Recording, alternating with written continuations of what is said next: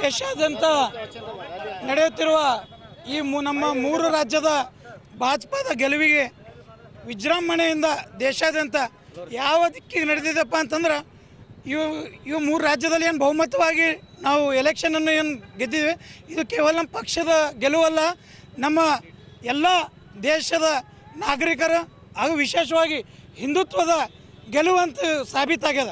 ಮುಂಬರುವಂಥ ದಿನಗಳಲ್ಲಿ ರಾಷ್ಟ್ರ ಪೂರ್ತಿಯು ಭಗವಮಯವಾಗಿ ಪರಿವರ್ತನೆಗೊಳ್ಳೋಕ್ಕೆ ಇದು ಒಂದು ಸಂದೇಶವಾಗಿದೆ. ಮತ್ತು ಪಶ್ಚಿಮ ಬಂಗಾಳ ಈ ಥರದ ಒಂದು ಜಾಗದಲ್ಲಿ ಬಹುಮತವಾಗಿ ಯಾವ ರೀತಿ 1/2 ಮೆಜಾರಿಟಿಯಿಂದ ನಾವು ಮೆಜಾರಿಟಿ ಬಂದಿದ್ದೇವೆ ಅಂದ್ರೆ ಮುಂಬರುವಂಥ ದಿನಗಳಲ್ಲಿ ಕರ್ನಾಟಕವು ಕೂಡ ಬಹುಮತದಲ್ಲಿ ಖಚಿತವಾಗಿ ನಾವು ಗೆಲ್ತೀವಿ ಅನ್ನೋದು ಇದರಲ್ಲಿ ಯಾವುದೇ ರೀತಿಯಾದಂಥ ಸಂಶಯ ಇಲ್ಲ.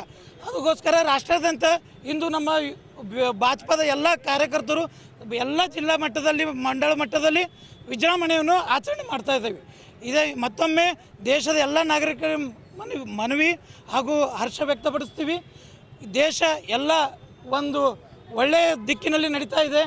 ಅದೇ ರೀತಿಯಾಗಿ ಕೆಲವೊಂದು ರಾಜ್ಯಗಳೇನು ಉಳಿದಿವೆ ಅವು ಕೂಡ ನಮ್ಮ ಭಾಜಪಕ್ಕೆ ಸಹಕಾರ ಮಾಡಿ ಮುಂಬರೋದ್ರಲ್ಲಿ ಪೂರ್ತಿ ಬಹುಮತದಿಂದ ಸರ್ಕಾರವನ್ನು ತೊಗೊಂಬಂದರೆ ಅದು ಪೂರ್ತಿ ನಮ್ಮ ಹಿಂದೂ ರಾಷ್ಟ್ರ ಆಗೋಕ್ಕೆ ಒಂದು ಸ್ಫೂರ್ತಿ ಆಗುತ್ತೆ. ಹಾಗೆ ಪ್ರತಿಯೊಬ್ಬರಿಗೆ ಒಂದು ಇದು ಹರ್ಷ ವ್ಯಕ್ತ ಆಗ್ತದೆ ಅಂತ ಈ ನಿಟ್ಟಿನಲ್ಲಿ ನಿಮ್ಮೆಲ್ಲರಿಗೂ ತಿಳಿಸ್ತೀನಿ. ನನ್ನ ಮಹೇಶ್ ಚವ್ಹಾಣ ಯುವ ಮೋರ್ಚಾ ಜಿಲ್ಲಾ ಅಧ್ಯಕ್ಷ.